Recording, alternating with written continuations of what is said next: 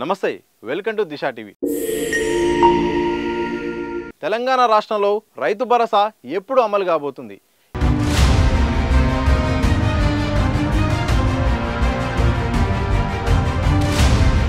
ఈ ప్రశ్నకు త్వరలో రాష్ట్ర ప్రభుత్వం సమాధానం చెప్పబోతున్నట్టు కూడా తెలుస్తుంది ఇందుకు సంబంధించిన కసరత్తు కూడా చేస్తున్నట్టు కూడా తెలుస్తుంది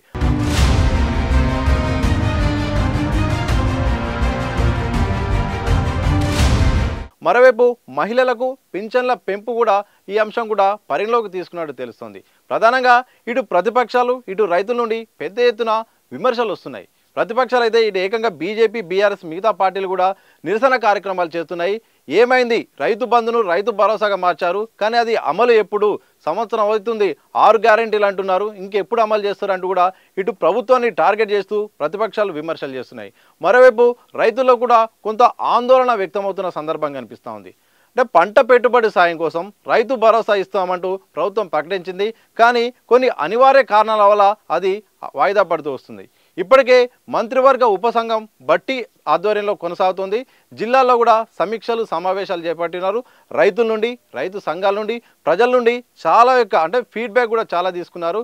రైతు బంధు విషయంలో కొన్ని పొరపాట్లు చేసింది బీఆర్ఎస్ ప్రభుత్వం దాన్ని మేము మారుస్తాము కొన్ని రైతులకు ఏదైతే అవసరమో ఎంతెంత ఇవ్వాలో దాన్ని మార్పు చేర్పులు కూడా చేస్తాము అందుకోసమే ఆలస్యం అవుతుందని ఇటు ప్రభుత్వం చెప్తుంది ఇక అంటే వచ్చే ఏడాది ఎట్టి పరిస్థితుల్లోనూ ఏడాది ప్రారంభమైన కొత్తలోనే స్థానిక ఎన్నికలు ఉండనున్నాయి ఈ స్థానిక ఎన్నికల నేపథ్యంలో ఇటు రైతులు ఇటు మహిళలు ఇద్దరు కూడా ఆందోళన ఆగ్రహము సమస్యల్లో ఉండకుండా ఎన్నికల్లోకి వెళ్ళే విధంగా ఎలాంటి ఇబ్బంది పడకుండా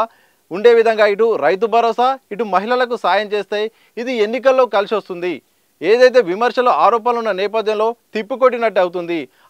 తద్వారా స్థానిక ఎన్నికల్లో కూడా బలంగా తయారయ్యే అవకాశం ఉన్న నేపథ్యంలోనే ఇక అమలు అనివార్యత కనిపిస్తోంది ప్రభుత్వం కూడా సీరియస్గా తీసుకొని ఇక మార్గదర్శకాలు త్వరలో విడుదల చేయబోతుంది ఇప్పటికే డిసెంబర్ 7 నేపథ్యంలో ప్రజా విజయోత్సవాలు చేపడుతుంది మరోవైపు రాష్ట్రంలో కులగణన నడుస్తోంది అంటే కులగణన వచ్చిన తర్వాత ఆ గణన నేపథ్యంలోనే ఇక ఆ తర్వాత ఈ కీలకమైన నిర్ణయం తీసుకోవడానికి కూడా అన్ని రకాలుగా కసరత్తులు చేస్తున్నట్టు తెలుస్తోంది సో కులగణనకు పోయిన అధికారులకు కూడా పెద్ద ఎత్తున ప్రజల నుండి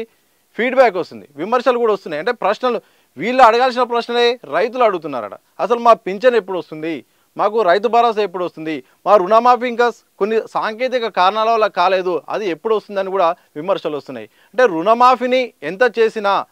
భరోసా అంశం మాత్రం ప్రధానంగా తెరపైకి వస్తుంది ఇక భరోసా చేయాల్సిన అవసరం ఉన్నట్టు వస్తుంది ఇక గత ప్రభుత్వం అయితే ఎకరాకు 5,000 ఇచ్చింది ఈ సర్కార్ అయితే 7,500 ఇస్తాము ఓవరాల్గా ఏడాదికు 10,000 ఉన్న దాన్ని 15,000 పెంచుతామని కూడా ప్రకటించింది ఆ ప్రకటన అంటే రుణమాఫీ తర్వాత కీలకంగా అమలు చేయాల్సిన ఒక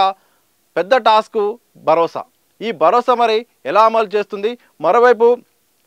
రైతులు కూడా ఎదురు చూస్తున్నారు దీంట్లో మార్పు చేర్పులు ఉంటాయా మార్పు చేర్పులు ఉంటే ఇటు ప్రతిపక్షాలు కూడా సిద్ధంగా ఉన్నాయి ఈ నేపథ్యంలో అసెంబ్లీలో ఈ యొక్క అంశాలను ప్రవేశపెడతాం ఈ భరోసా మార్గదర్శకాలపైన చర్చ కొనసాగుతుంది చర్చ చేపడతామని ఇప్పటికే మంత్రులు చెప్తున్నారు